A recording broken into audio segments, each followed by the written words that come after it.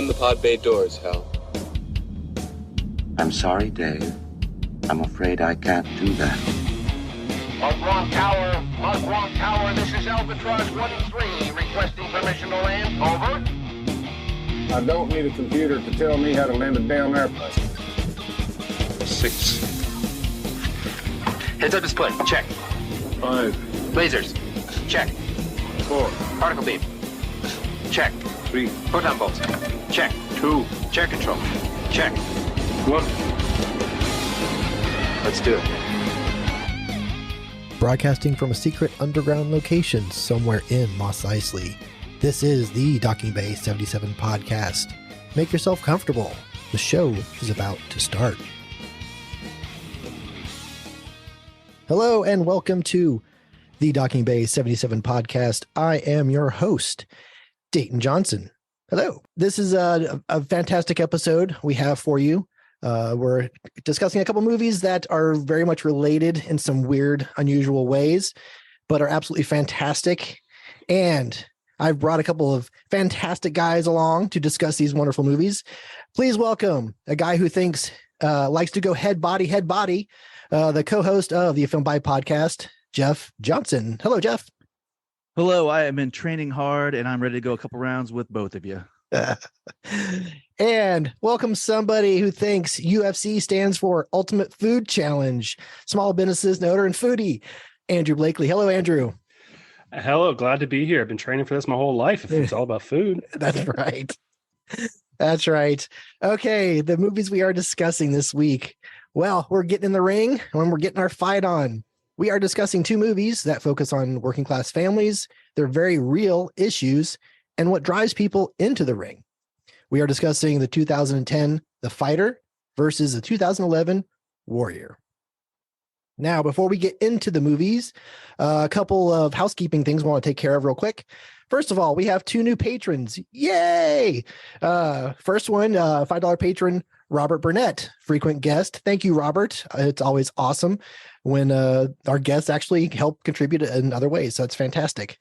And new listener and new supporter, Carlos Moda. He's also a $5 patron. Thank you very much, Carlos. And I've actually interacted with him on social media, and he loves what we do. And we love the fact that he loves what we do.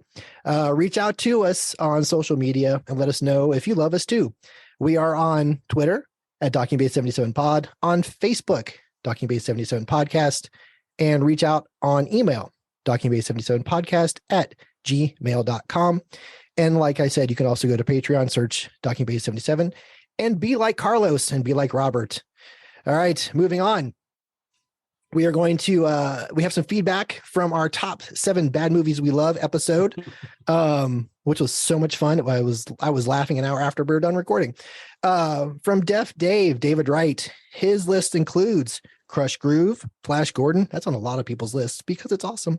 Shaolin Soccer, Conan the Destroyer, Beat Street, American Ninja, and Superman 4, The Quest for Peace. Wow. That's kind of fantastic. All right. Now, hey, Jeff, you have a list too. Your list also has Flash Gordon, as it should. Masters of the Universe, Hackers. I actually had a screener of that back from Suncoast days. The Last Action Hero. The best part of that is the soundtrack. Jaws the Revenge. Escape from LA. The surfing scene just makes me cringe. So good. And The Room, which is just, you're right, that's just terrible. Anyway, so let us know what your top 7 bad movies you love are on social media as well. And we love to hear from any and all of our listeners. So that's taken care of. Now back to the movies. Did either one of you guys see either one of these in the theater? Yeah, Yes. I actually saw The Fighter in theater. I'm a big David O. Russell fan. Right. And so it was a no-brainer. I didn't actually see Warrior until several years later, though, which I Okay. think is a disappointing thing. Now that I've kind of gotten into it, I'm sad I didn't see it. Yeah, It's a yeah. great film. Yeah. What about you, Jeff? I luckily I got to see both of these in the theater. The Oh, nice. Fighter definitely had a bigger media presence as far as Yeah. like letting you know about it. So and again, like Andrew being a Russell fan, definitely went out and saw it, loved it. Warrior which didn't have a lot of coverage. Nope. I saw that. It was released in September, and it was my birthday movie. And I was very thankful for that because it's been one of my favorites ever since.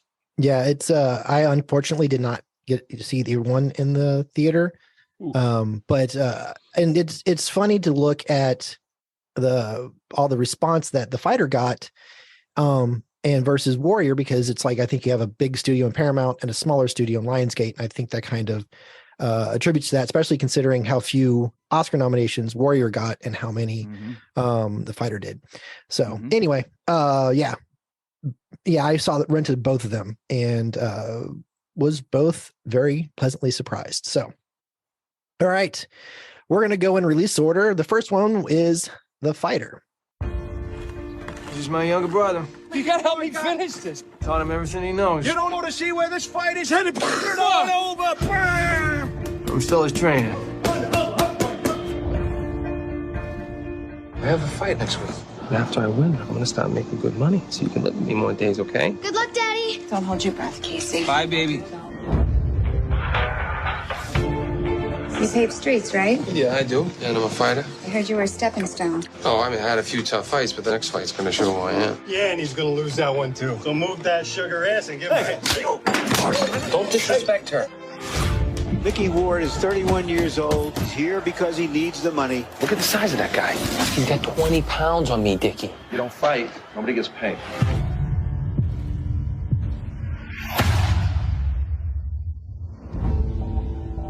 I'm quitting, Shelley. I'm done fighting. I don't need it anymore. It's sad that you let them take it away from you. I was embarrassed. I told everybody I was gonna win that fight and get back on track. I'm sick of being a disappointment. Look, Mick, nobody's got heart like you. You're a very talented fighter. I want to give you a real shot. Make one last run at this thing before it's too late. What about my brother? He's taught me everything I know. I can't do it without him. With all due respect, he's too much trouble. Dickie, get on the ground right now. He's a fighter. Break his hand. Nick, I was doing it for you. You did it for me? What, this? Do me a favor. Don't get nothing for me no more, okay?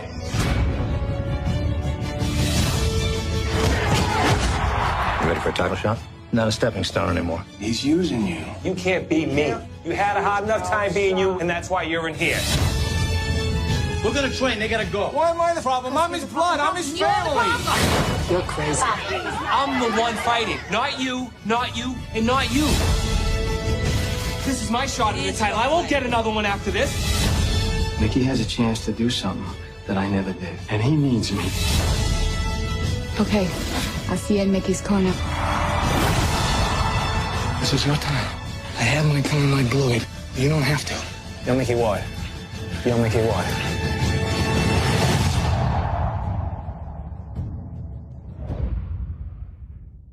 Here are a few facts about the movie.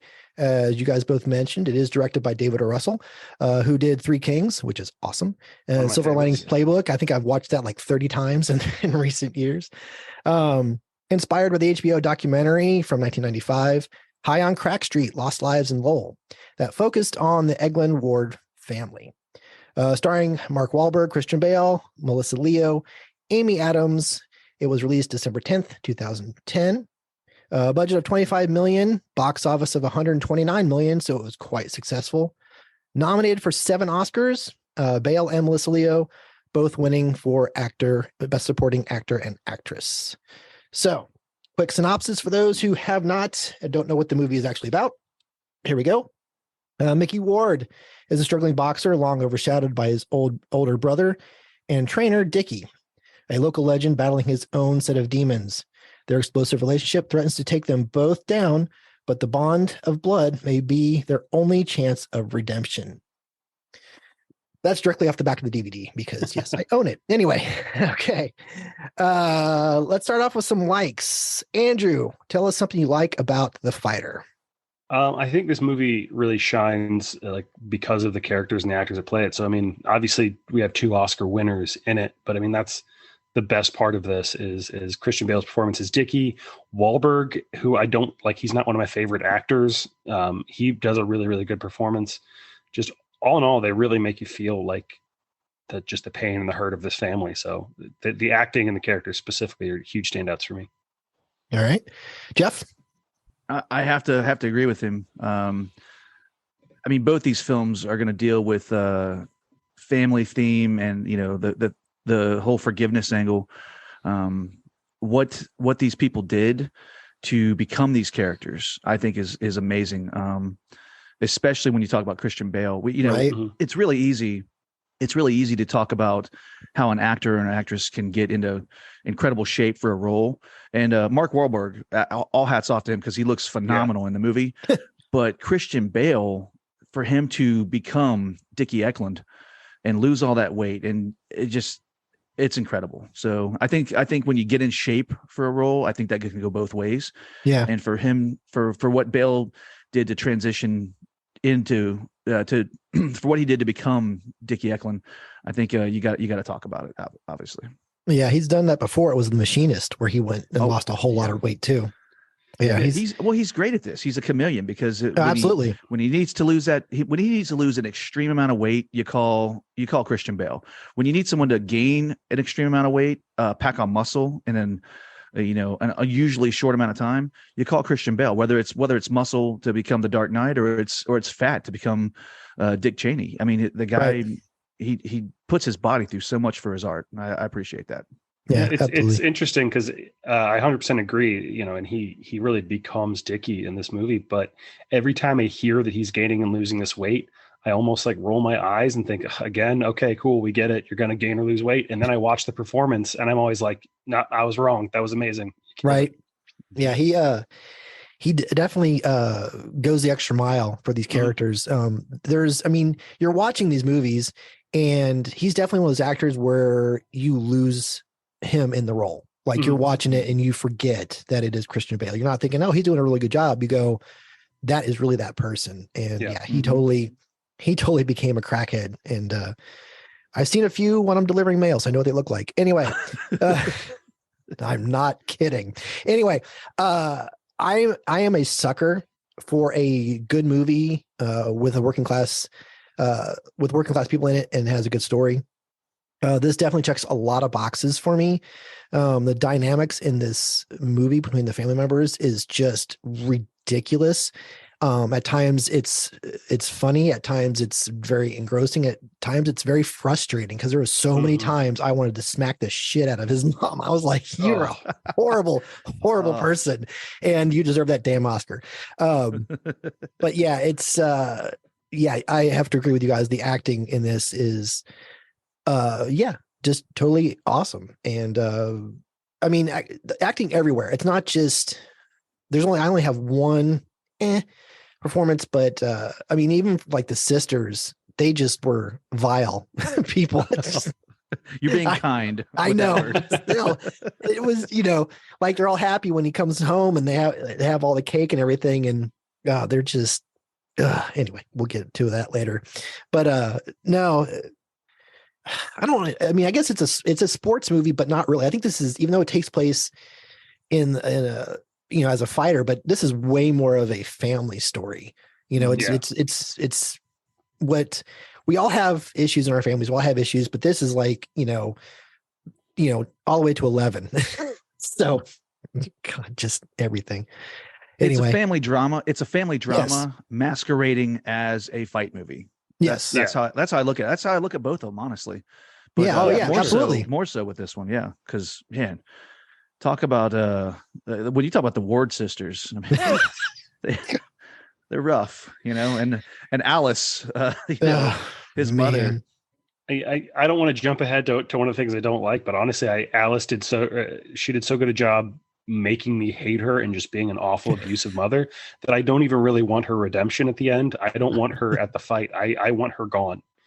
When he's still having a relationship with her, I'm like, why? Just be done. I'm kind of curious. I didn't look into it, but I'm kind of curious how the real mother kind of felt. I don't even know if she's still alive when this movie was made. So I have no idea how the family responded to how she looked on the screen, because I can't even imagine anybody went, that's nice. Well, I did check, because I'm always fascinated watching true stories or movies based on true stories. I check a lot of the veracity here and there, and she was not at his fight against in London. She wasn't even there. Yeah, so I don't know what that says necessarily about their relationship, but she was not present, which a lot of the fact checkers made it a point to highlight. So I think that might have been somewhat relevant. Yeah. Yeah, I saw there were some differences between the actual story and the movie, and that's okay because we all know it's not an actual documentary or a biography. It's in the end it's a movie, it's a film. Yeah, so. And so much of the fact checking is focusing on, well, this is actually how this fight went, and this person never got knocked down in this round, and I get that, and especially as a fan of boxing, like I get why that's relevant to some people, but it makes for a better story sometimes to tweak the way the fight went, and that's fine. I agree. Okay. Andrew, another like for you. I really like the use of music, and this is true for a lot of David O. Russell movies. Absolutely. And this is also, this is going to pop back up when we talk about Warrior as well. I think they both use pop music really well. But the repeating use of the heavies, How You Like Me Now. Yeah. That song just gets you hyped. And every time they bring it up, it's like it brings the movie back up because you spend so much of this movie just feeling like crap kind of in your stomach. And every time that drops, it's like a great moment. Yeah, he uses Led Zeppelin in here too. I know he used it in Silver Linings Playbook. I need to go see if he uses it in Three Kings and his other movies, because that'd be pretty impressive for Zeppelin to let the same director use their music over and over again. So that says something about him, because they don't usually let their music out very often. So Jeff, something else you like? It ties to what Andrew was saying about the music. Mickey's winning montage that cues up with Back in the Saddle from Aerosmith. Right. Oh, right. Yeah. Nice. Because if How You Like Me Now, if it raises the tempo and kind of gets you feeling positive, that one kind of gets you hungry. Like you're like, okay, now he's gonna go for the championship.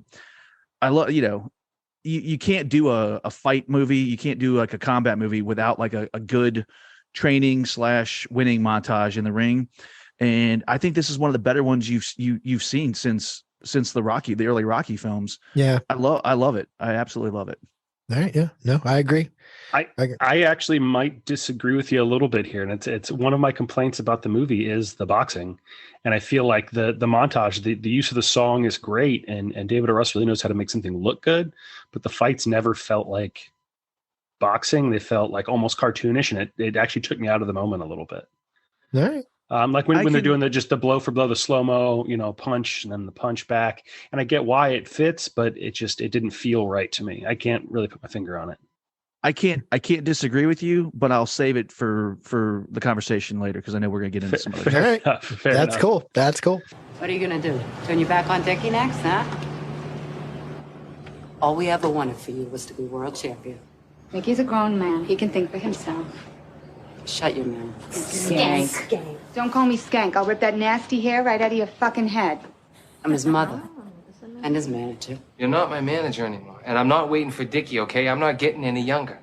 Let's move on to a few dislikes. Andrew. I already started, so I'll keep the train rolling. I don't think that the actual fight scenes at any point in this movie really got me invested.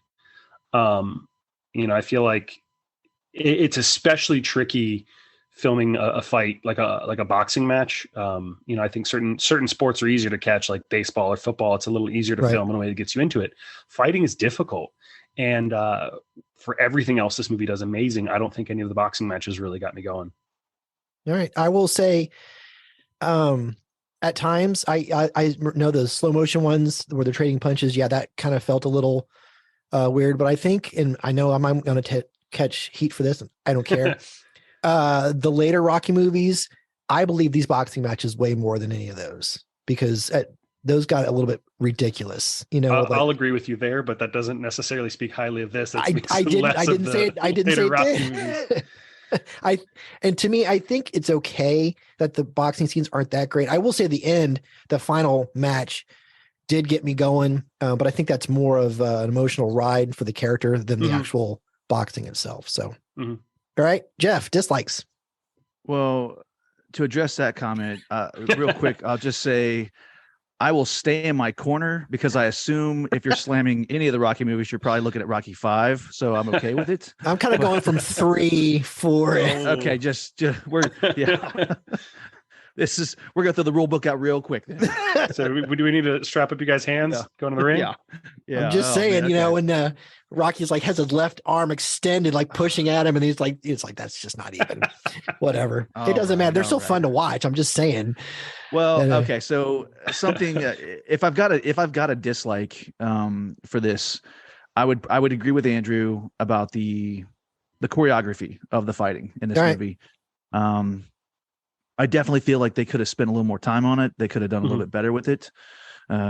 Maybe even given us a little bit more. I feel like the fight scenes in this movie, which is called The Fighter, are a little, we got kind of shortchanged. And I understand because this is a movie about family and forgiveness and, you know, all of that stuff. But still, I mean, I really would have liked to have seen a little bit more of him in the ring. And, you know, and I get it, you know, you can't have everything in a movie, and, you know, maybe you'd be thankful for what you got, but for what little we did get, I wish it was a little more on the real side, especially when we're talking about a real fighter like Mickey Ward. So, right.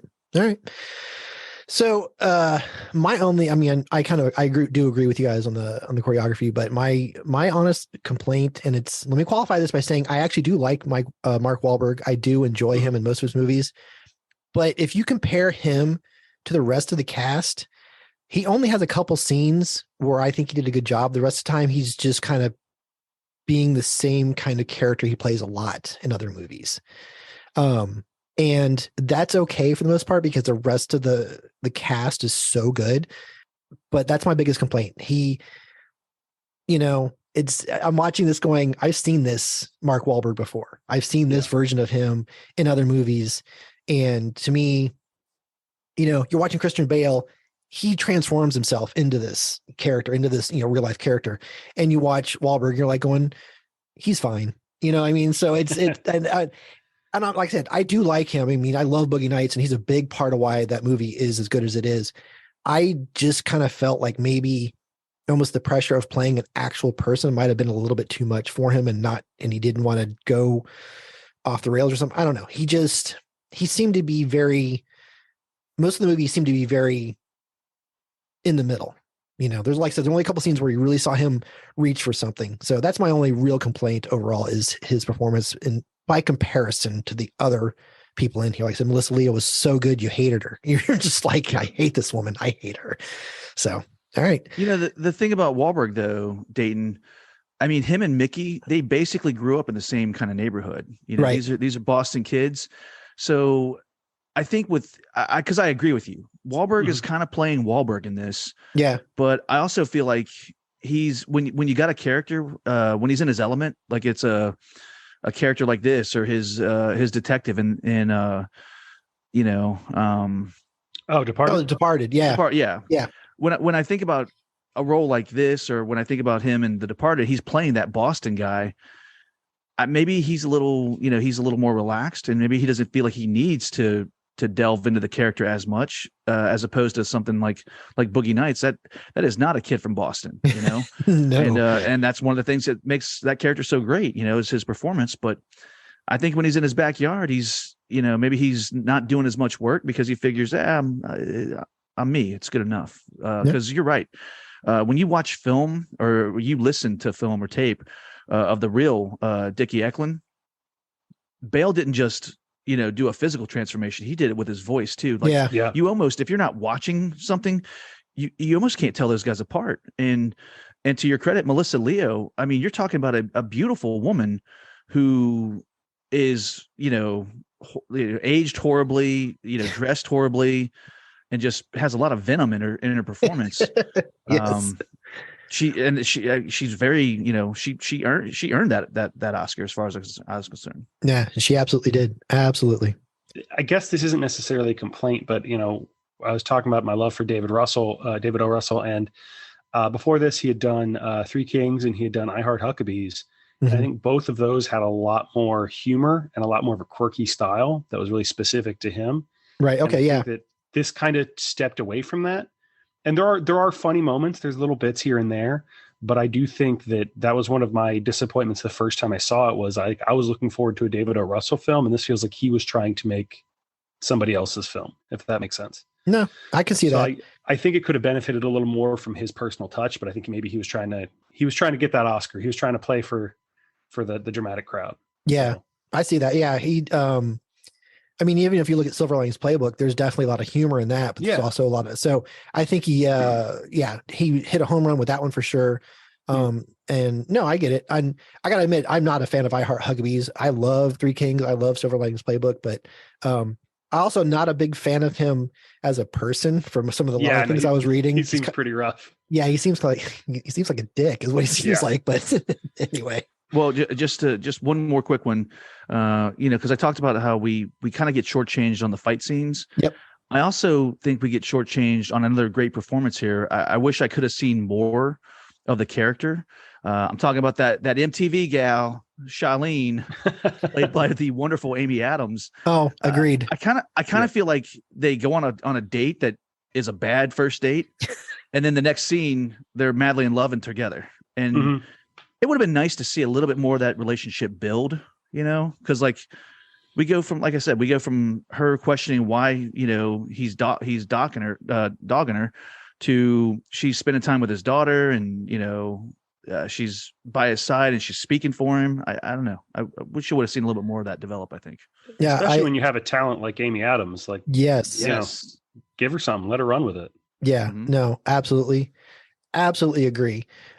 Which actually so leads to favorite scene. I'm gonna go first because we're just talking about her. The confrontation on Charlene's porch between Charlene, Mickey, and Mickey's family. Who's gonna look after you, sweetheart? I mean, come on. I know you don't understand it, but I had 9 kids, and I love every one of you the same. You got a funny way of showing it, letting him get beat up, letting him get his hand broken. You fucking boss. You're crazy. Fucking boss. Mickey is my baby. What did I just say to you? What did I say? I love that scene. It's an important scene because you see him standing up to his horrible mom and sisters. And then Charlene goes WWE on one of Mickey's sisters, and it's freaking fantastic. I'm just like, oh my God. So yes, there's a lot of very good scenes, but that one, I went back and watched it a second time on this last viewing just because I wanted to see her beat the snot out of that one sister. I don't even know which one it was. I don't care. I just love the fact that there's 7 of them. You can't keep track. I know. There's just the one that has a really big hair. That's the one I kept seeing over and over again. Yeah. I'm like, whatever. It's 93. Why is your hair still so high? Come on. 80s. We're out of the 80s. Knock it off. All right, Andrew, favorite scene. I'm gonna go with the opening. I talked about the effective use of How You Like Me Now, but as Mickey and Dickie are walking down, and you just kind of see them acting in their element, and Dickie's obviously hamming it up for the HBO cameras. I think it really, with very little actively going on, shows who they are, and kind of you're already starting to get a little annoyed with Dickie, but you can also see why people gravitate towards him. I think it's just such a great way to introduce the characters with very little. It was super well done. All right. Very cool. Jeff? I got to go with probably my favorite scene would be the one where Alice picks Dickie up at the crack house. Yes. You're talking 2 powerhouse performances, and it's probably the one and only moment you're going to get where you do feel something, compassion, you feel bad for Alice in that scene. Yeah. Because she's finally, she can't hide, the fact that her son is a crackhead. He's not the great thing that she thinks he is. And it's just sad to see a mother just crying and knowing that she's helpless at it. Yeah. And again, Andrew was just talking about how Dickie likes to ham it up and win you over. He doesn't even apologize. He just starts singing that song. I started a joke. I started the whole world crying. Oh, if only I'd seen that the joke was on me. I started to cry, which started the whole world laughing. Oh, if only I'd seen that the joke was on me. I I looked at the skies, running my hands over my eyes, and I fell out of bed. And he wins her over, and you got to that's a mother's love, unconditional love, really. And that's another theme of this movie is, even though you're with someone that's terrible, these people are terrible to each other, it's still your family and you're going to love them regardless. And I think that scene says a lot about who Alice is and what she accepts, in her world. Yeah. She's still an enabler at the worst kind of level. Oh, she's the worst. Terrible enabler. The worst. It's like burying that head in the sand. That's good. That's good, Mom. Anyway, sorry. All right. Moving on. All right, I know you can't fucking stand me. Really, what makes you say that? I ain't got no use for you, all right? But my brother loves you. And you can't just run away because of me. He don't deserve that, all right?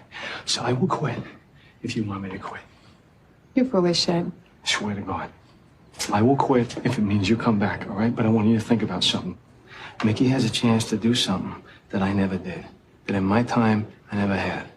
Oh, yeah, my big chance was with Sugar Ray Leonard. I'm so great, I'm the pride of fucking all. Oh, yeah, I fought Sugar Ray Leonard. I've heard it. I came here to make things right. Okay, let's make things right. Yeah. Number one, you didn't knock down Sugar Ray Leonard. He tripped. Andrew, favorite character? It's hard to say. I think I'm probably going to go with Dickie. As far as like, he's the most engaging, he's the most interesting part of the movie. I know Mark Wahlberg and Mickey, he's our main character, but Dickie's growth is what actually like drives the plot forward. And I didn't mention this in our favorite scene, but like one of the most moving moments to me is after Mickey tells him that he's not going to work with him anymore in the locker room, and he's losing it, and his son is in there, who he's talked about being there for him and stuff. So how hard this has been hitting him, and his son walks up and just starts hitting the locker as well. Right. Like my heart just breaks, because it's like he knows he's got to get it together, but he's still this broken man. It's just that's the most engaging part of the movie. Now I'm going to follow that up with saying the scene afterwards when he leaves with the cake. Yeah. He says, I got to go do something. And you're thinking, oh no, he's not going to do that. He's not going to go. Yep. But he drops the cake off at his, crackhead buddies, and then goes and has that confrontation with Charlene. And I'm like, okay, that was cool. Cause I remember the first time watching it, that's not how I thought that was going to go. Mm-hmm. So you're right. He definitely has that redemption story. So yeah, I got you. Yeah. I got you. Yeah. Dickie's cakewalk. Yeah. Dickie's cakewalk is almost. It sounds like a children's book. Yeah, right. Cakewalk. Well, just because I was with you there, Dayton. Like I'm like, oh, come on. O'Keefe's like, everyone's trying to say, come on, don't do this. Right. George, don't do it, because they know where he's going. And then you see him show up, and you're like, come on, man. But it's such a great moment for his character, because to Andrew's point, he's got to do better for his son, and I think that's the moment. And his whole family. Yeah. Yeah. Mm-hmm. And I think that's his moment where he realizes, you know what? It's not about me anymore. It's about Mickey. And now I have to do what I can do to make it work for Mickey. So that's love the cakewalk scene. All right. Favorite character, Jeff? Can I have an honorable mention? Sure. Why not? All right. Scott Hoffman. Sorry. It's relevant though, because we've mentioned several scenes with this character. I got to throw a shout out to Charlene's front porch, because some of the best scenes of this movie happen on the front porch. Dickie's cakewalk, right? Mickey, saying he's sorry. The rumble on Charlene's porch. You get more action on that porch than you do in the ring in this movie. So you're not wrong. You're not wrong. I want to call out that slab of concrete because it did great in this film. But, if I'm going to have a favorite character, I'm going to go, there's so many powerhouse performances in this. I decided to go with someone I thought was kind of like the glue of the movie, who definitely, anytime we needed a little bit of comedy, anything to kind of, give us a little bit of, it's been heavy. Yep. Let's get, George Ward. I loved everything that he's in. Talking about Jack McGee, Donner used him extensively, but he's great in this. Yeah. He takes a lot of abuse from Alice, and oh man, yes, yes, has he some does. fun. He shields Mickey. Yeah, he's so important. Yeah, he's my favorite character in this. Yeah, when she unloads like half the kitchen at him.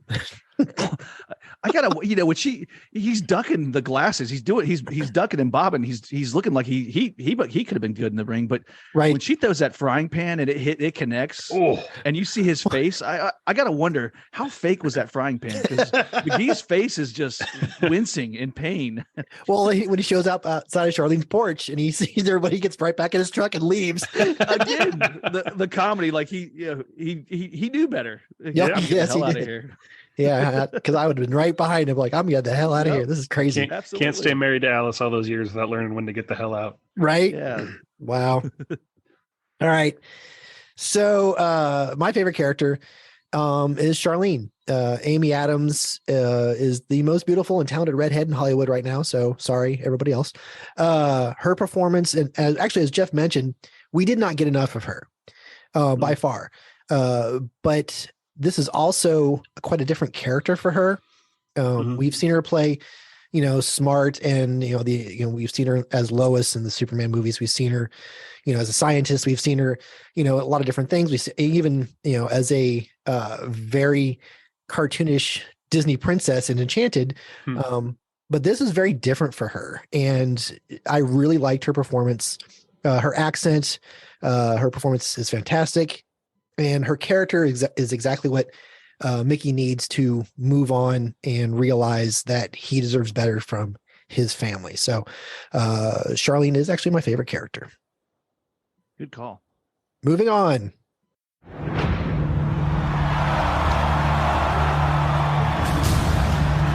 up, we all want to know the toughest kid in the neighborhood was, right? I want to know the toughest man on the planet is. That's what we're going to find out. Brendan, it's me, Pop. What are you doing here? Tommy's back. Did he say if he wants to see me? I'm proud of you, Tommy. What you did for that kid in the tank. What was I supposed to do? Let him drown? Tommy Reardon, you saved my life. Look, Brendan, the bank has got to go by the new appraisal figures. You're upside down on your mortgage. How much do you need? I didn't come in for long, Frank. I was hoping that you would train me. Are you serious? I thought we agreed that we weren't going to raise our children in a family where their father gets beat up for a living. Brendan, you're a teacher. You got no business in the ring with those animals. Actually, I used to be one of those animals. Guess I forgot to put that down on my application. There's this big tournament. Top 16 middleweights in the world. And when it takes all, I'm gonna need a trainer of that much you work with at. Frank, I need this. I got a family to protect. Everything I do is for them. What's going on up here? Daddy is now a princess. Mom needed you. I needed you. You're my big brother. You bailed on me. I was a 16-year-old kid. What the hell did I know? You had a choice, okay? You had a choice. War hero Tommy Reardon, who has become an overnight sensation, and Brendan Conlon, the physics teacher, they pulled off a miracle. You can do this. Whatever you say it, you can do this. You got him! This is impossible! The two men fighting for the championship tonight are brothers! Go war!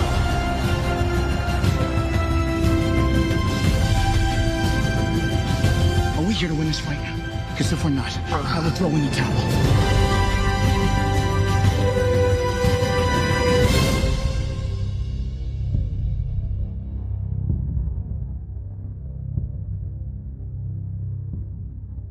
Warrior. Facts about the movie. Directed by Gavin O'Connor, who did Miracle, which is another fantastic sports movie. The Way Back and The Accountant, starring Joel Edgerton, Jennifer Morrison, Tom Hardy, Nick Nolte. He got a Best Supporting Oscar nomination.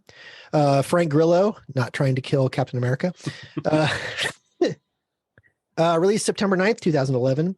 Budget of $25 million, a box office of $23 million. So that's kind of a disappointment. That hurts.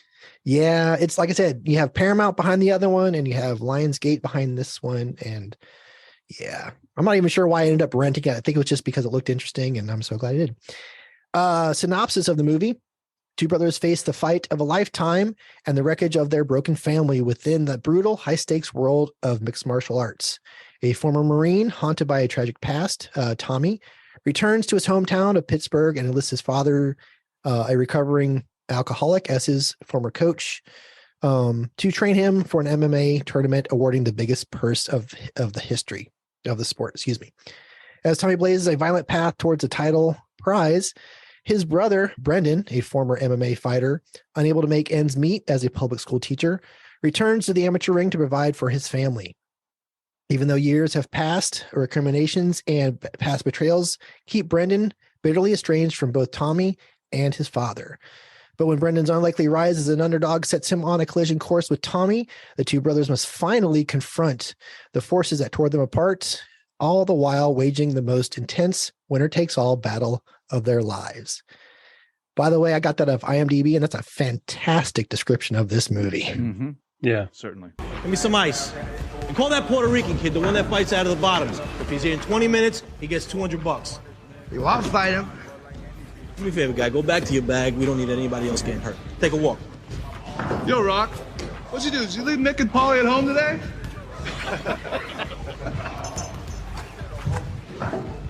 All I'm saying is that if you need somebody to help you, I'm happy to keep your boy warm for you. Hey, this guy sign a waiver? All good. Let's go. All right, let's go. Oh, hey, watch that teeth.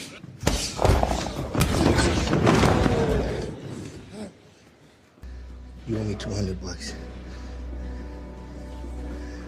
This could go a lot longer than the last one. Likes. Andrew, what you got for me? There are so many, but I said this for the fighters, so I want to say it again here. I think the use of music in this movie is really cool because it starts off with the National Start a War, which not only just sets a really good tone for the somber nature of this movie, but also lyrically really kind of sets where these two brothers are starting things out. And then it closes again with the National about today. And to play something so like somber and kind of melancholy at the end of a sports movie during like a big final bout was just a really interesting choice. And it really stands out to me as one of my favorite choices of the movie. All right. Very cool. I got to admit, I noticed the music way more in The Fighter than I did in this one. And I think it's partially because I was more engrossed in the story of this one, maybe. But yeah, I see it though. I see it. Jeff, likes? I think what this movie does that The Fighter wasn't able to do is give you a much more realistic portrayal of what's happening inside the ring or in this movie, inside the cage. Right. I was really into UFC at the time this movie came out. It's probably one of the, I think it's one of the reasons why I was like, because back then, this is 2011, I didn't really know Hardy. Tom Hardy's one of my favorite actors now, but before this he had done, I think, Bronson, which is awesome if you haven't seen that, but he wasn't Tom Hardy. Joel Edgerton wasn't Joel Edgerton, so the main draw here was Nick Nolte. Honestly, for me the main draw was UFC, was mixed martial arts, and I think they do a really impressive job of how they portray it. And you're going to get that because you've got several guys from Strikeforce. You got Kurt Angle in this movie playing the big, heavy bad guy. So you've got seasoned, conditioned athletes in the ring playing these people. So you're going to get a lot more realism, I think. And that's one of the things I love about the movie. Yeah. Quick side note, Tom Hardy was just in town shooting a movie. And when I say he was in town, he was literally in Middletown where I work. And I saw the bar where they were shooting some scenes because I kept seeing all the people around, the roads were blocked off. And I was just kind of hoping to see him. Hey, can I get an autograph? But no, unfortunately. Anyway, once again, you have a good story about the working class, but it's the layers of this family and the story that really intrigued me a lot. What really made it interesting was that each member of the family has their very different motivation. Like the two brothers have completely different motivations for why they get into this tournament. The dad has his own motivation, and Brendan's wife has her motivation for things. And I got to say, everything from, the support that Brendan gets from his students, wanting to watch the tournament. They do that whole viewing party and everything. I think that's great. That they have the shirts and everything else. But what really kind of threw me, which really kind of got me later, was you have this family working through all their issues, and you're kind of rooting for Brendan because you're thinking his reason is way more true. And then when Tommy's story unravels and you realize why he's doing it, you're like, well, holy shit, who do I root for? And I think that's just totally fantastic. I love the story in this one. This one has a much more engrossing story. So, the story is one of the things I'd love to call out about this one. So, yeah. And I like that it doesn't necessarily like hold your hand and walk you through it. Like it doesn't lay out everything. A lot of it's, slowly built on, and you just kind of see it through these performances because there's a lot of great performances. So the story isn't like just the simple thing laid out in front of you. It's really complex. Yeah. And it, like that to me is what a good sports movie, especially a good fighting movie, needs, because at the end, not only do you not know who's going to win, but you don't know who you want to win. Yes. And that's a really hard thing to do in a sports movie. Yeah. Yeah.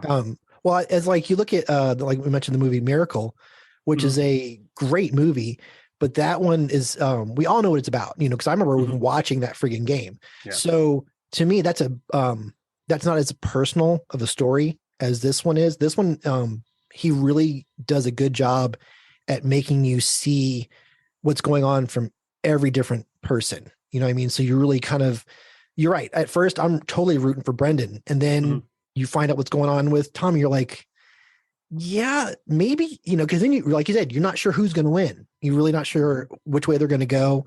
And I think that's great. I just think that's good storytelling. You know what I mean? So, yeah, for sure. Well, when it comes down to it, it doesn't matter who you want to win. You're still going to be heartbroken at the end of this movie.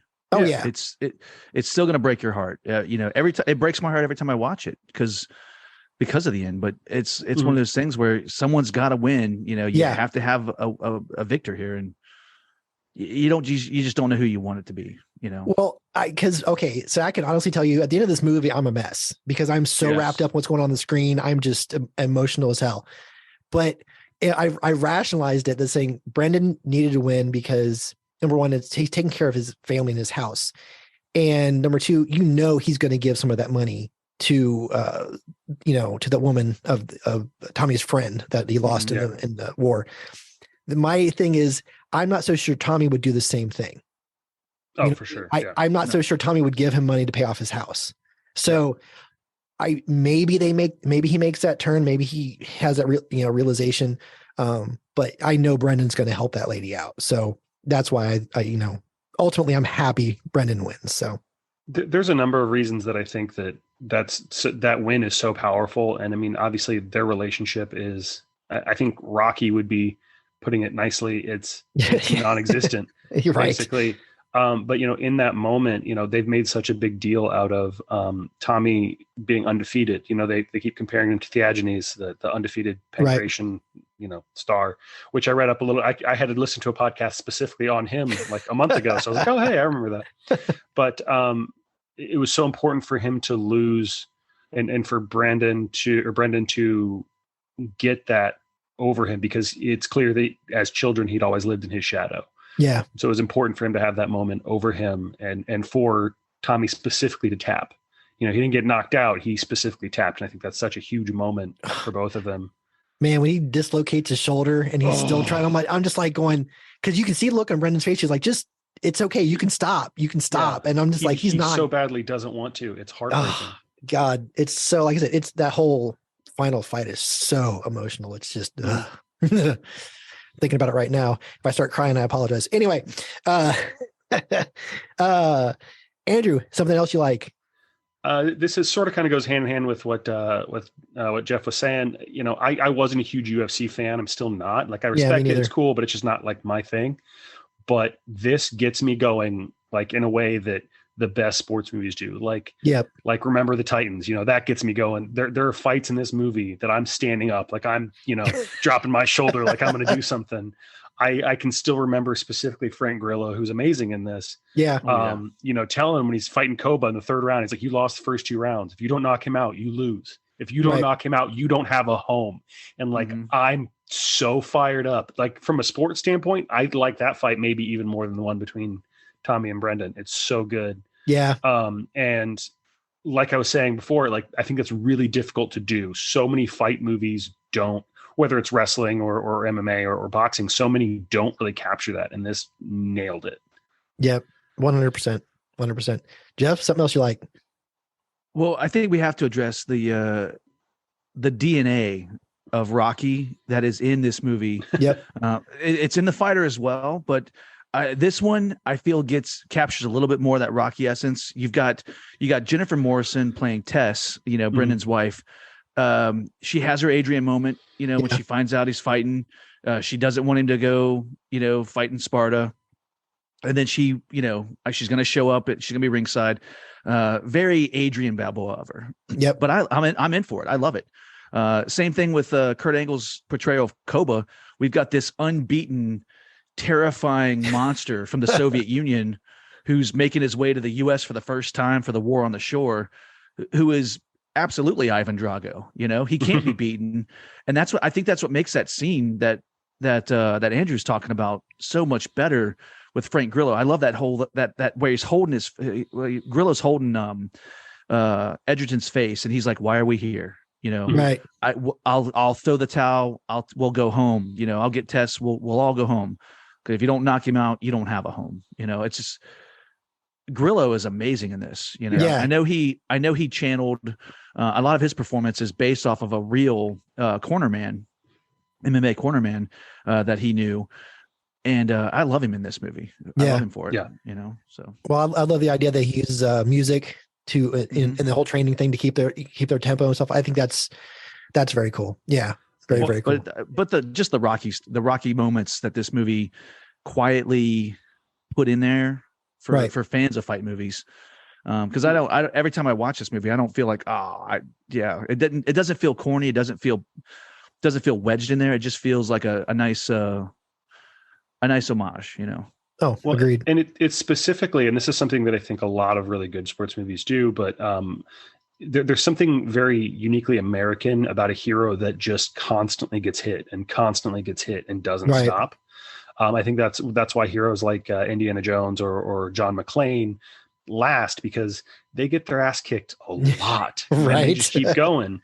And that's, what Joel Edgerton's Brendan does in this. Like, he gets beat down, but he never stops until he gets his moment. And that happens fight after fight. And it's beautiful. Like you said, that's a very Rocky thing to do. Yeah. Mm-hmm. I like how, the brothers are basically on the opposite sides of how their fights turn out. Mm-hmm. There's that one where Tommy just knocks a guy out one punch. The fight lasts 5 seconds. And I'm just like, holy shit, because you're like, and then here Brandon, having to fight, scrap for every possible win for him. And so it's interesting to see, because we all know that the brothers are going to end up in the match at the end. It's kind of, we're smart enough to know that. And you're watching Tommy just destroy these guys and Brendan just barely win. You're thinking, oh my God, this is not going to end well. So I love this movie. Just sorry. I'm getting all the vapors anyway. All right. Any other likes we want to call out before we move on? Yeah, I briefly want to talk about, I think you mentioned it, Dayton, but I want to kind of drive it home. I love how they got the students and the principal and everybody involved in watching Brendan compete, because, there's not a lot of like built-in frustration in this where you're just like, this sucks, like, except for when Brendan loses his job. Like, you just want to slap that superintendent. Like, right. This is fine. Like, you have a talking to, you can't suspend the guy. Like, you're just so frustrated with the situation. And so to see them come and support him and knowing what that would mean to him, like knowing they were out there supporting him, is just such a cool moment. It's very heartwarming, and I love it. Yep. Agreed. All right, gentlemen, you've been given your instructions. I expect a clean fight. Obey my commands all times. Defend yourselves all times. Touch close, go back. Let's do this. Tommy, cut off the corners. Do this guy out. Just like we know. Just like we know. We are about to get the big answer to the big question. Is Tommy Reardon for real? They are both game fighters, and here we go. Let's go on! Keep him focused, Tom. And here we go. We got to see if Barbosi's going to be looking for a takedown. Definitely looking for a takedown here.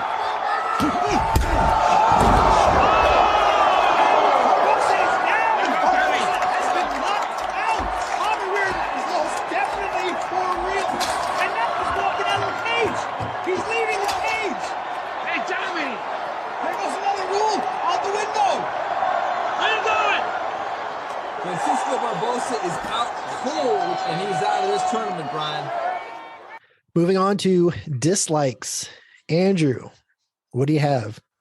I don't have a lot of glaring ones with this movie. I do think that because they're trying to tell all these different stories, there a little bit of their relationship gets lost. And I think you can argue that that's good because you're kind of letting people put their own background into it, or maybe add some of the detail in the background. But I wanted to know more about these brothers, what they were like as kids, what their relationship was like before Tommy left. I think that would add a little more weight to it. Mm-hmm. Again, not a huge complaint, but I think I would have liked to see more of it. All right. Jeff? I got nothing for you. This is, it's one of my all-time favorite movies. Definitely 2011. I said it then. This was the best movie. I felt this was the best movie in 2011. Maybe you throw something like Drive or Moneyball in the conversation, but for me, the Warrior was the greatest. And I love it for everything it is. And I got no dislikes for it. All right. No. And mine's a really nitpicky thing. I would have liked to have had more Jennifer Morrison. I don't think we got enough of her. She's a fantastic actress. And we obviously saw how their relationship was, strained when he would go back to fight and stuff like that. But I would have liked to have seen her at work, putting up with the stuff she had to put up with, realizing that her job sucks just as much as him having to go out and fight in the parking lot and stuff like that. So I would have liked to have seen more of her. And I do agree with you, Andrew, a little bit that it would be nice to see a little bit more of the brothers when they were younger, but sometimes flashbacks are a little bit hard to do very well. Yeah. But either way, but no, I agree, Jeff. You're not wrong. This is, if it's not one of the best, it's probably the best movie from 2011. And the ones you mentioned, I would still give this the edge over Drive and Moneyball. I love Moneyball too, but this one, for as much as I love Moneyball, I'm not a mess when Moneyball is over.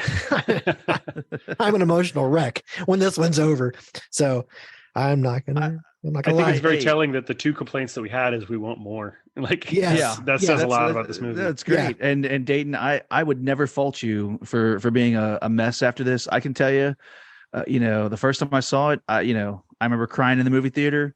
The second, third, fourth, fifth, 10th time I saw it, I remember crying. I've gotten better, like watching it again recently for this episode.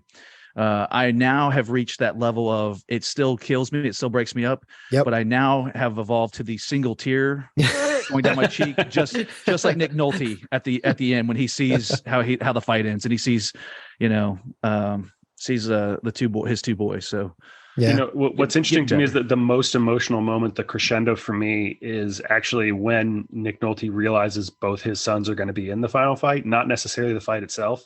Yeah, because he is clearly accepted and processed the fact that he is such a failure as a father. And so to see these two both reach this level in spite of him almost. And so like that combination of pride and shame that's swirling around in there. And I think Nick Nolte does such an amazing job of portraying that. Like that, just talking about it now kind of makes my chest get a little bit tight. I'm like, oh God. Well, when he's outside of Brendan's house, it's like you really feel sorry for him. I mean, he's making the effort, he's gotten clean. And then when they're at, at Sparta or whatever, and he falls off the wagon, and then Tommy takes care of him. I'm like, oh my God, those are some, I mean, like I said, this movie is so emotional in so many different levels. And all the characters are interesting. You know what I mean? You're not, oh, another scene with Nolte, whatever. You're not like, okay, what's going to happen now? What's going on here? And yeah, no, totally. And it's so funny we talk about how good the performances were, and the fact that Nolte was the only one that got nominated is just a crime. It's just a crime. So whatever. I think movies like this get a bad rep because UFC gets a bad rep. One of the things I really liked about this is it didn't like force gritty realism down your throat. Like a lot of, especially like the late 2000s, early 2010s, like gritty realism was like such a big thing. And this didn't try to force that on you at any point. It felt just very much like normal life. And so when these performances and you're watching UFC fights, which I feel like has a reputation of being a lower class sport, is why some of these performances didn't get nominated when they absolutely deserved to. Yeah. All right. Agreed. I see that. Jesus, Tommy. I was a 16-year-old kid. What the hell did I know? I don't know what you know. Why don't you go ask your girlfriend about it? She's my wife, Tommy. Well, so that's it. I stay with Tess. I never get to see you guys again. Not a single phone call, nothing. God, man, I don't understand this. What, so you won't forgive me, but you forgave Pop. No, he's just some old vet that I train with. He means nothing to me. And what I hear, he means nothing to you either. You got balls talking about forgiveness. That has nothing to do with forgiveness. I got children, man. I got a family to protect. Everything I do is for them. I forgave Pop. Just like I forgave you and Mom. I'm not surprised you made the tournament, Brennan. You got some stones, man. I fell in love. What the hell was I supposed to You do? were supposed to stick to the plan. You were supposed to come with us. Mom needed you. I needed you. You're my big brother. You bailed on me. All right. Moving on to favorite scenes. Andrew, what you got? Oof. I have 3. So yeah, I mean, there are a lot. In case you guys mention one, I've got backups. I think most of my favorite scenes involve Nolte dealing with them, and you touched on when he visited Brennan's home, and Brennan just seems like such a clean-cut, well put together guy, and so when his father comes in, you really see that anger that he's been holding on to, and you see that start to come out. It's really complex because part of you feels so bad for his father. The other part of you feels like, I get it, and good for you for holding your ground. And it's just a really complex scene, and they both do such a good job of it. And then the cherry on top when he sees his granddaughter for the first time, and he just so badly wants to go to her, but he's also, he's a recovering alcoholic. He understands the boundary, and it's just, so good. Yeah, it is. All right, Jeff. Well, we've talked a little bit about it already, but my definite favorite scene is our climactic fight between the brothers. You've got that incredible song by The National playing about today, and Andrew's right. This is the final fight, this is the final moment, and for it to be such a soft, sad song, it really sets me up now for, like, I know what's going to happen. I'm going to be sad no matter who wins this fight. But there's so much going on in that scene. And, look, Dayton, you've got a brother. Andrew, you've got a brother. I've got one. And I think one of the reasons this movie resonates with me so much is this scene kind of makes, at least me, like, every time I'm done watching this movie, I want to call my brother. I want to see my brother. I want to hug my brother. Because if you've had, if you've ever had the unfortunate position of having a very bad conversation or a very bad fight with your brother, and going through something like that, seeing this, it kind of recalls a lot of memories. At least for me, it does. Right. And maybe that's one of the reasons I get emotional when I watch this movie at the end, because it's about those two brothers, and just that moment where, Hardy looks like a wild, dangerous, and very wounded animal when that shoulder's hanging, because he can't protect himself. And Grillo's just giving him the hard truth, like, kick him in the head and finish this. He's not your brother, right? And Brennan pleading, Tommy, you don't have to do this, but man, when he puts him in that choke, and he's Tommy, it's okay. Yeah. You know, and the music's welling up, and then he says, I love you. And that's when Hardy taps. Right. And I think that's like Hardy in my feeling is Hardy wins the moment. He loses the match, but he wins the moment because now he knows his brother, his brother loves him. Right. Know? And to your point, like, you know, you even mentioned, like, would Hardy give the money to the house to save the house? You know, maybe Hardy is redeemed at the end of this, because he has that amazing moment with Nick Nolte in the hotel room when he takes care of him when he falls off the wagon, and just the tap, you know. Well, I don't know. I just the movie busts me up, man. The scene busts me up. Yes, it does. You mentioned that moment, you know, the night before with his father, and he's holding him drunk in bed, and I can't help but like feel like the way he's holding him in the bed kind of looks like a choke, and then at the end, the choke kind of looks like a hug. Yeah. Moment of like closeness, that like all this anger and all this love is like they're swirling around each other.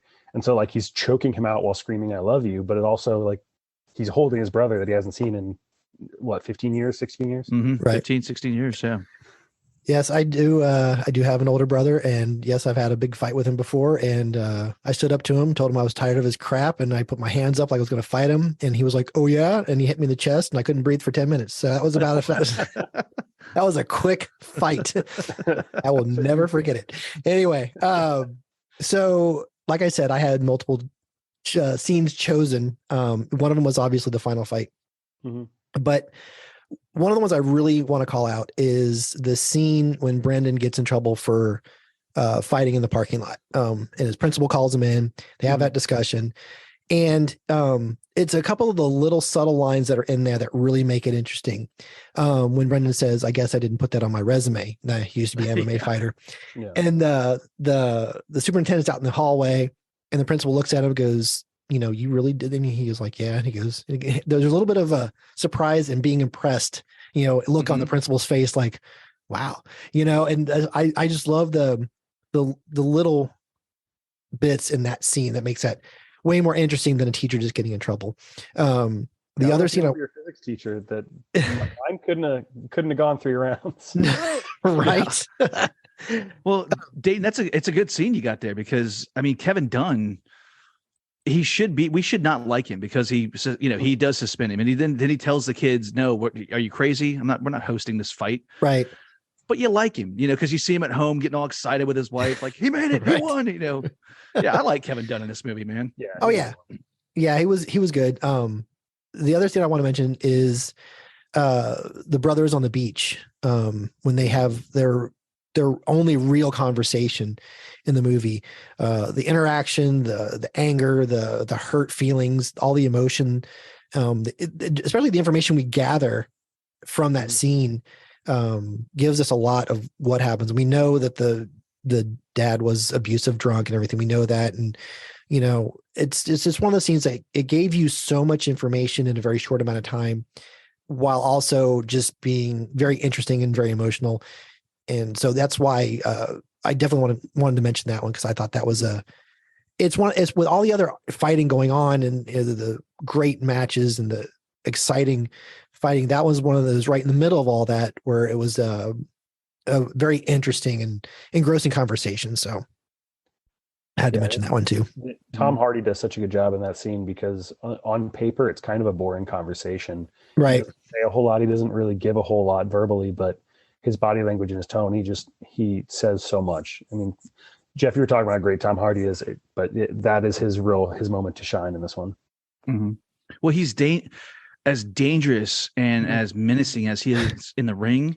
The amount of damage he inflicts outside of the ring, when he's talking to his brother, when he's talking to Nick Nolte, I mean, it just daggers, man. Like, especially some of the stuff he says to his dad. Yeah. You know, it hurts. It hurts. It hurts to hear it. And Nolte's performance to just take that abuse and just, it's harsh.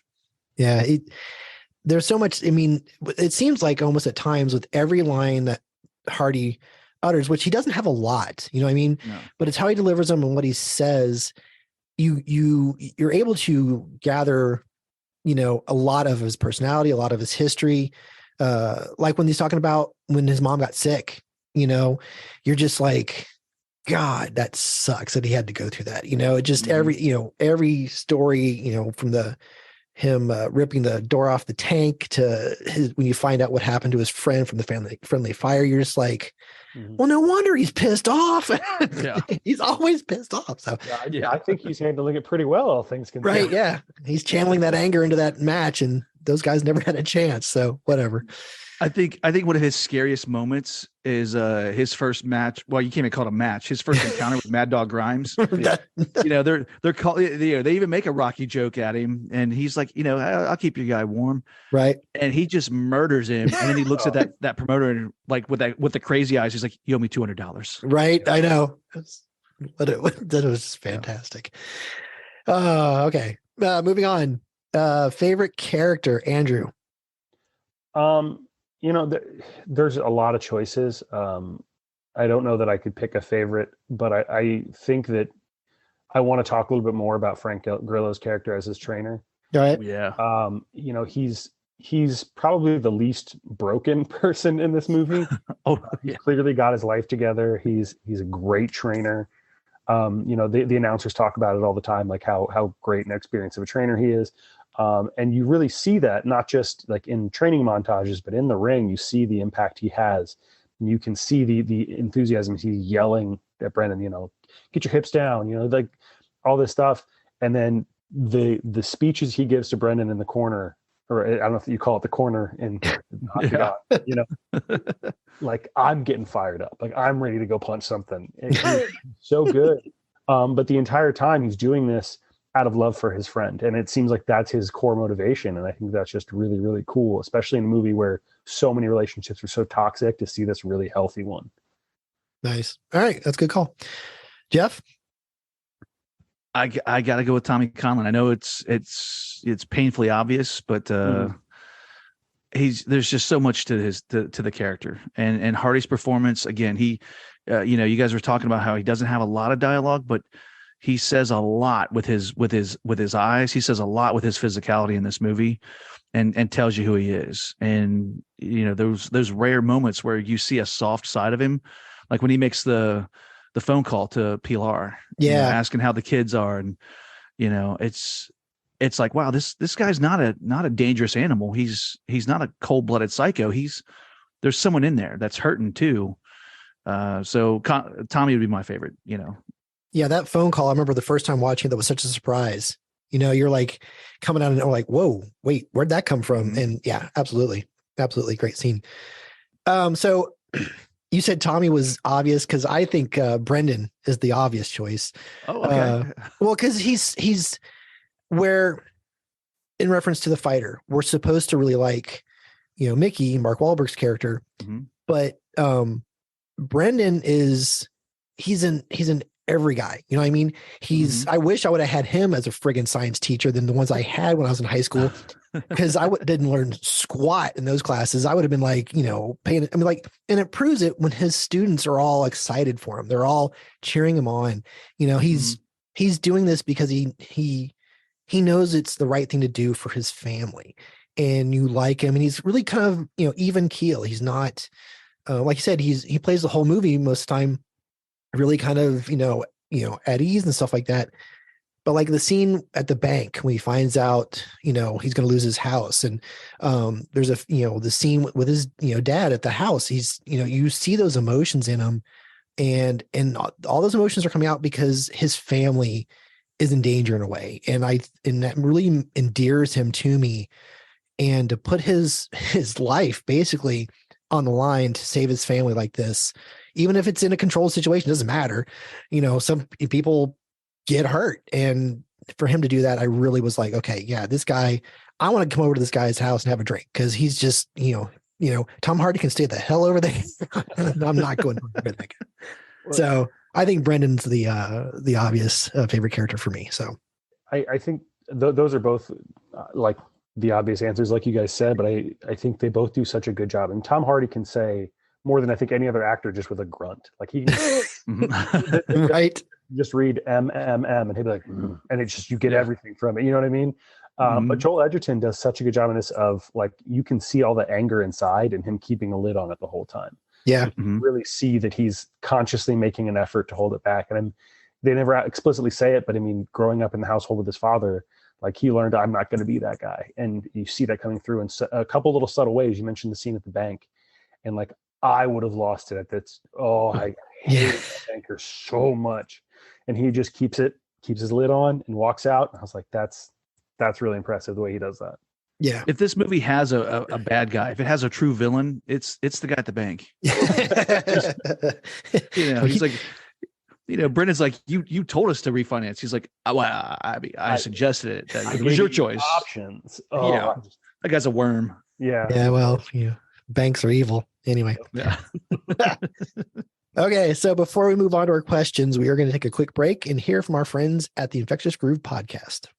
Hey, this is Russ. This is Kyle. This is Michelle. From the Infectious Groove Podcast. Join us every Monday for the most fun you can have with a music podcast. The Infectious Groove Podcast uses a positive and fun approach as we take time every week to share our jammy jams, then dig into a thought-provoking topic discussing all decades and genres of music. You can find the Infectious Groove Podcast on all major podcast platforms, or you can head to infectiousgroovepodcast.com to find us there and subscribe. We might have a controversial opinion here or there, but we always have fun with it. Oh, I'm sure I'll say something dumb. Subscribe to the Infectious Groove Podcast, part of the Odd Pods Media Network. All right. We're back and it's time for questions. So some you are prepared for, some you're not. So here we go. Which of the two movies is more inspirational, Andrew? I think this is going to be one of the few times I'm going to probably pick The Fighter. I think The Fighter is about coming back from rock bottom in a way that I think is, obviously I've never done crack. At least I hope that's obvious to you guys. But yeah. Well, you still have your teeth, so that's cool. Yeah, I'm definitely, got a few pounds I could afford to lose. But, I think that coming back from that and seeing the way that Dickie was able to change his life after hitting rock bottom is really inspirational. All right, Jeff? This is a hard one, but I think I'm going to go with Warrior. And nothing against Dickie Eklund's amazing recovery, but I just love seeing. I think Warrior has more of that. This is people at they're hitting. They're not crackheads, but they're hitting. they're going to hit rock bottom. Tommy has nowhere lower to go. Patty's trying, Nick Nolte's trying to make amends, and Brendan's about to lose his house. So the fact that they're willing to do what it takes to get ahead, to make something, and then, especially like I watch The Fighter and I think, well, yeah, I'm glad I never did crack. I watch Warrior and I'm like, I got to go back to the gym. I got to get back. Look at these guys. They're amazing. They're my age. Like, right? Yeah. So yeah, I think Warrior inspires me more. Yeah, and Warrior also gives you that like hold on a little bit longer because your shot can come, right? And right. Yeah. Yes, exactly. Take a couple more punches until you get that arm bar. You know what I mean? Wait for your moment. You can hang on a little longer. Absolutely. Oh, fantastic! All right, Andrew, which movie is more emotional? Oh, Warrior. Like, that's not even close. It's not even close. It's got 20 pounds on the other one. It's not even close. Right. I agree, Jeff. I got to quote Mark Wahlberg here. If he's coming off the couch, I want that couch. Warrior definitely has 20 pounds on The Fighter when it comes to the emotional heft. So it definitely wins there. That question. All right. Which of the two movies has better overall performances, Andrew? Oh, oh man, that's a tough one. I'm such a bastard. I know. I think I'm gonna say Warrior, but it's neck and neck. I think there is more. Each person has more. Like each person stands out on their own, whereas I feel like Christian Bale kind of runs away with it in The Fighter. Leaving Mark Wahlberg to kind of drag him down a little bit. So if it weren't for Wahlberg, I think maybe The Fighter could do it, but Wahlberg drags him down a bit. All right, Jeff. I'm gonna disagree. I'm gonna politely disagree with him, and I'm actually gonna go with the fighter on this one, and not just for what Christian Bale was able to do, but again, Melissa Leo just dynamite in this performance. And now I'm thinking about it. I mentioned Hardy looking menacing and threatening that guy, telling me, "You owe me $200." I just now remembered Melissa Leo has the same line in The Fighter when like one of the daughters is like goes against, she's like, you talk to me in my house, you owe me $200. Like, I don't know. I'm going to go better performances. I'm going to give it to Mark Wahlberg's playing Mark Wahlberg, but Christian Bale and Melissa Leo are on a whole nother level, and I give the win to them. I mean, but it's not a knockout, right? Like we're going to points at the end. I'm gonna say this is gonna be a split decision by the judges, but we're gonna give it to the fighter on this one. I gotta admit, when I wrote this question down, I'm kind of like, I'm not sure how to answer this.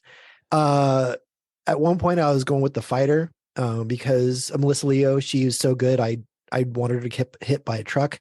But I think if I look at it on a whole, I think everybody's performance in Warrior was solid, whereas in The Fighter, it really comes down to Bale and Leo being so good and the rest of the cast being pretty good and Wahlberg being Wahlberg. So yeah, it comes down to points, but I think I'm going with Warrior on this one. So just barely. And an underrated one that appears in both. So Brian Callen is the actor who plays the announcer at Sparta. Yeah. And he is surprisingly good in this. Like he's always a pretty engaging guy, but like he does so good at getting you into it, making it feel like a real fight. Right. I just wanted to throw that in there while we're talking about performances. There's a reason for that though. In the boxing matches in The Fighter were fine. They were there. I don't really remember them, but I remember. To be fair, I know during the final match, they used the actual audio from the original match. Oh, really? Yes. Yeah. So that's the actual audio. So if, I guess that's better then. Yeah. Yeah. Well, I'm just saying, I thought that was a good choice. By him to use the audio from the original match. So, but no, I agree.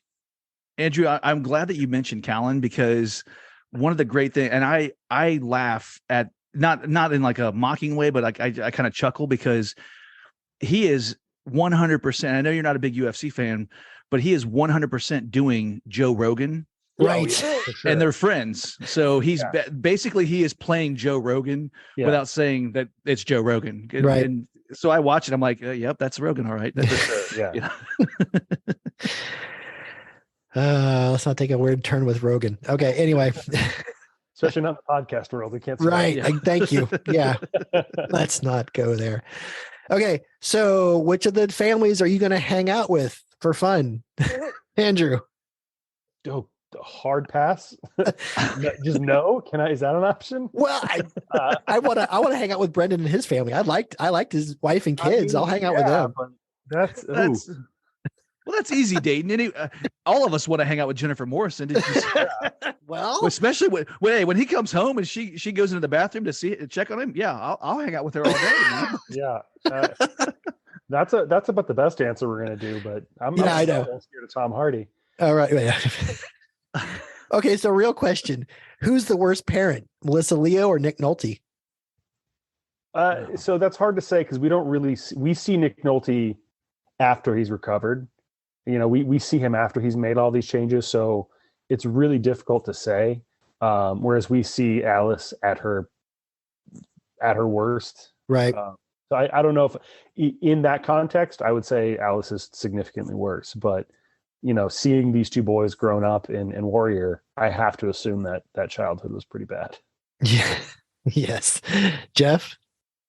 I think the clear winner here is Alice. And the only reason I say that is because what we know of Paddy Conlon, he was a Marine, an alcoholic Marine who took it out on his wife and his children. And now he's trying to do better. He's trying, he's 1,000 days sober. He's trying to reconnect with his family. He's asking for forgiveness.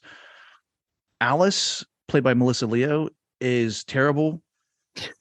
what's her excuse? She's just a bad person. So, she well, and it's really she enables her crackhead son, and she ignores her good son, and she's abusive to her husband physically. She's verbally abusive to her 7 daughters. I don't know. I don't know what her excuse is. Yeah. Yeah. I feel bad for Nick Nolte. She's just selfish and awful. So yeah. Yes. Yeah. Yes. Thank you, Andrew. Yeah. Yeah. She's an enabler. She just uses Mickey. It's like she's willing to sacrifice, it's like when she keeps booking these fights and he gets his ass kicked just so they can get money. It's literally their income pretty much comes from Mickey getting beaten up. And I'm like, that's just terrible. So yeah, I think ultimately it's definitely Alice as horrible. All right. Dayton, can I throw a quick question at you? Of course you can.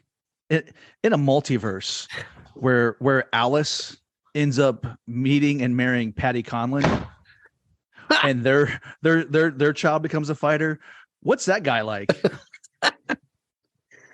Can you root for that guy at all? It's Mike Tyson. That's what you get. Oh, come on. I'm just saying, I could see that kid biting the ear off somebody. I can totally see that. The face tattoo, anything, whatever. Moving on. All right. So, which fighter scares you the most? Andrew, this could be all the fighters. It doesn't have to be our 2 leads. I mean, Tommy Conlon or Tommy, whatever you want to call him. Like he's, Jeff described him as a wild animal in a corner. Like, I think that's accurate. The ferocity that he comes out of the gate with in every single fight is terrifying. I think, I can't remember the villain's name, the Russian fighter in Warrior. Oh, Koba. Yeah. Like he's imposing. And, they talk about his record a lot and whatnot, but watching Tommy fight it's so vicious. Yes. Jeff? Definitely Tommy. I am not going to keep him warm for $200 because he's going to murder me. $1 million, sure. I'll get in the ring for $1 million. I might not know how to count it afterwards, but I'll get in the ring for that. Your family will be all right. Yeah, they'll be able to count it without me because I'll be in the hospital going blah, blah, blah, blah. Anyway. So these 2 movies, which one surprised you the most, Andrew? I mean, Warrior, hands down. I think for a lot of reasons, I think The Fighter had a better marketing campaign. It had David O. Russell, who was already an established name. I think, even before you see this movie, that they're gunning for some Oscars. Right. Whereas when the marketing and everything for Warrior just looked like, oh, hey, you like UFC? Come check this out. And I think that did it a huge disservice because that's not the movie that you get. Right. So I think, I was very, very pleasantly surprised. Jeff? I agree with everything he just said. I was like, well, I mean, Nick Nolte, but I like UFC. So maybe it'll be a good B movie with some good fight sequences. I did not expect to be captivated by a dark family drama. So right. I agree. More people need to see Warrior. In fact, when I pitched this episode to a couple people's response was, well, I don't like UFC. I'm like, that's not, it's really not about that. Exactly. Anyway, I had the same reaction when I tried to get people to watch Sports Night and they would say, well, I don't like sports. I'm like, never mind. Just not what it's about. They can't be reached. No, it's like, all right, whatever. Anyway, moving on. Okay. So this is a question especially for Andrew, but of course, everybody can answer. Which movie has the best training scenes? Ooh, because I know you're a fan of those training montages. I am. I think I got to go with The Fighter on this one. I remember, I saw this back in 2010, and then when I was training at my most heavily, I remember watching it again. And there's a scene specifically; it always stands out in my head where Wahlberg's doing some pull-ups, and then he's doing some leg raises, and he starts doing windshield wipers with his legs. Right. And I very specifically remember when I was training, Jeff, you would have known me then. This is when I was training for Worlds in 2015, 14, I think. This was 14 before I I was went with you. making Yeah. sure I could do that like Wahlberg. Like I was like, I got to do that. That's what a good workout is. And so I like that, and the clapping push-ups and stuff. All that you're seeing like real power for a boxing or for a boxer. And those training is no joke because of the power and the speed and everything. So I got to give it 100% to the fighter. The training is intense looking in that. All right, Jeff. Again, split decision, but I think I'm going to give it to Warrior just because, Grillo's got him running up the hills in the desert. Patty's got him flipping tractor tires and doing sledgehammer swings. Right. Tractor tire flips and sledge swings. That's one of my favorite. That's my favorite day in the gym when you can do that stuff. And I just love seeing it because it's cold, it's hard. It's Philadelphia. You know they're miserable. He's doing his road work out there. It's cold. You can feel the cold. And I'm gonna go Warrior. All right. I'm gonna give it a little bit of a nod to Warrior as well. So, all right. Moving on. Let's give these movies a rating. Your choices are Never Again, stream it, buy it used, buy it new, or the 4K Blu-ray. First up, Fighter. Andrew, what are you giving it? I would say buy it used. All I right. think it's such a good movie. It's worth having. It's worth seeing. But I just think this has a little bit of Oscar bait on it, where it's like I've watched it. It's good. I don't necessarily need to watch it again. All right, Jeff.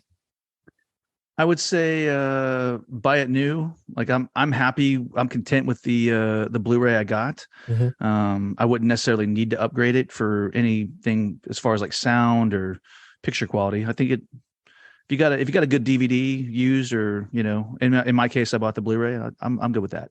All right. I'm going to go with the buy it used as well. I agree. There was some Oscar bait in here, and it's a good movie. I remember watching the first time with my wife. And we both said, "Yeah, it was good." And then I watched it again, and I'd kind of forgotten, how good it was. But at the same time, it's also one of those I've watched it. I can not watch it again for a few years. I'm good for a while. So yeah, buy it used. All right, Warrior. Andrew. As a rating system, I'd give it a 10 out of 10. But I feel like with a lot of sports movies, I'm going to say buy it new. I think a lot of these movies start to lose impact after third or fourth rewatch. All right. I don't think this one's gonna, though. I don't know. I'm going to have to give it a few months and watch it again, kind of see how it hits me again. But it's a fantastic movie. But I think all sports movies kind of have an expiration date. All right. Not all sports movies. That was an overgeneralization. Lots of sports movies. Wow. I was waiting for a reaction from Jeff. I got upset at myself for saying that. I saw his self upset. So I was like, I don't need to throw a punch here. He's good. All right. Jeff, what rating are you giving Warrior? Definitely 4K all the way. When it comes out, I'll definitely upgrade to this one. I've got the Blu-ray. I would love to have a 4K. The fight sequences look incredible in Atlantic City. Mark, I think I'm saying it right, Mark Isham, or is it Esham? I'm not sure, but his score. Yeah. Isham, yeah. Isham's score for this movie is phenomenal, and to hear that in all its glory would be fantastic too. So yeah, I'm on that 4K boat too, because I remember the first time I watched it, I was just like, God, that was way better than I expected it to be. And then watching it again for this podcast, I was like, God, that was way better than I expected it to be again. And it's just, I even went upstairs and I looked at my wife and I go, I'm a mess.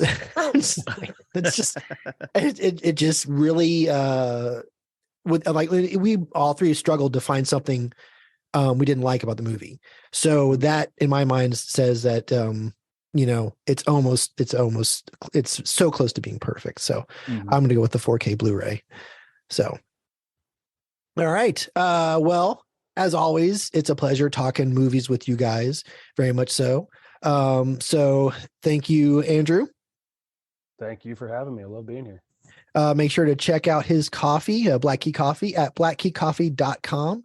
I do recommend the Colombian. I'm drinking some right now. Jeff, I know you get some of theirs. Do you have a favorite? Again, my obvious choice is always going to be his Guatemala Espresso. Never stop making that one. We have some of that too. Very nice. All right. And Jeff, what's coming up on a film by?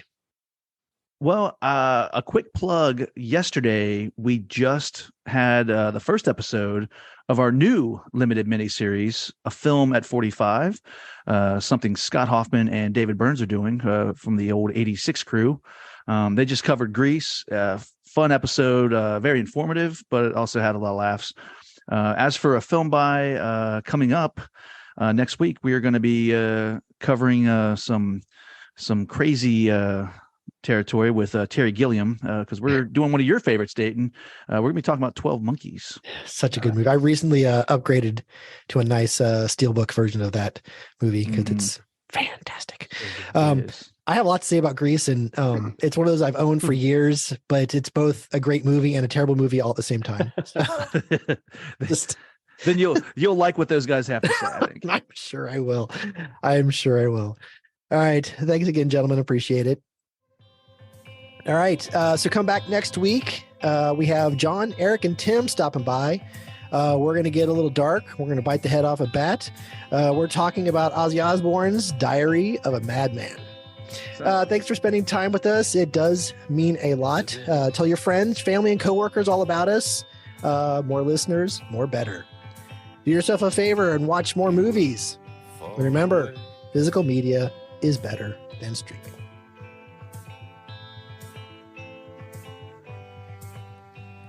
The Docking Bay 77 podcast is produced and edited by Dayton Johnson. Recorded with Rode Pod mics, the Zoom PodTrack P4, and edited on Audacity.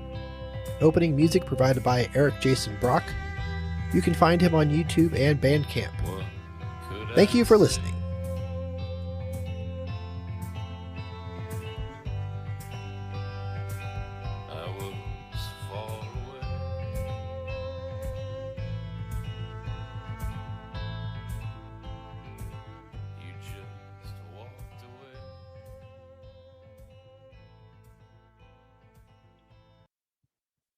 Dayton, it sounds like you guys are going to be flying high again next week.